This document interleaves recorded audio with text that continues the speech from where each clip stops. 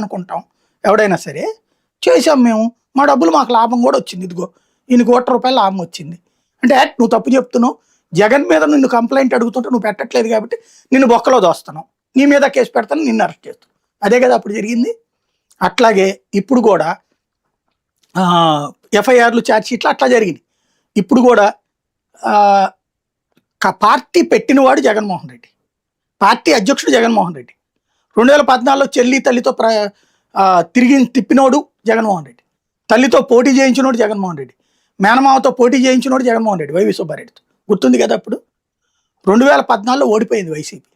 ఆ తర్వాత 2019కి వచ్చేటోడికి ఇలా కుటుంబ పార్టీ అంటారన్నటువంటి ఫీలింగ్తో అందరినీ వదిలేసి తల్లికి పోటీ చేయించాల, చెల్లిని తిప్పల, ఓన్లీ తను ఒక్కడే పాదయాత్ర చేస్తా తిరిగాడు. గుర్తుంది కదా 19లో. అయ్యాక అతను వైవి సుబ్బారెడ్డికి టికెట్ ఇవ్వలేదు. బాలినేనికి అందుకే కదా అక్కడ క్రియాశీల పాత్ర లభించింది. అట్లాగే అక్కడ మాగుంటికి ఎందుకు వచ్చింది అప్పుడు టికెట్? వైవి సుబ్బారెడ్డిని పక్కన పెట్టడం వల్లే కదా జరిగింది ఆ రోజున. అంటే ఏంటి, జగన్మోహన్ రెడ్డి పక్కన పెట్టాడు కదా అక్కడ. ఆ రోజున కుటుంబం ఎవరిని వద్దు అనుకున్నాడు. మరి అవినాష్ రెడ్డిని ఎందుకు కావాలనుకున్నాడు? ఎస్, అవినాష్ రెడ్డి అంతకుముందే ఎంపీని చేశాడు, గెలిచాడు.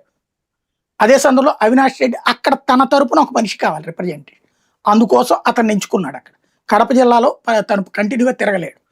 తన పాయింట్ ఆఫ్ వ్యూలో అతన్ని నమ్మాడు.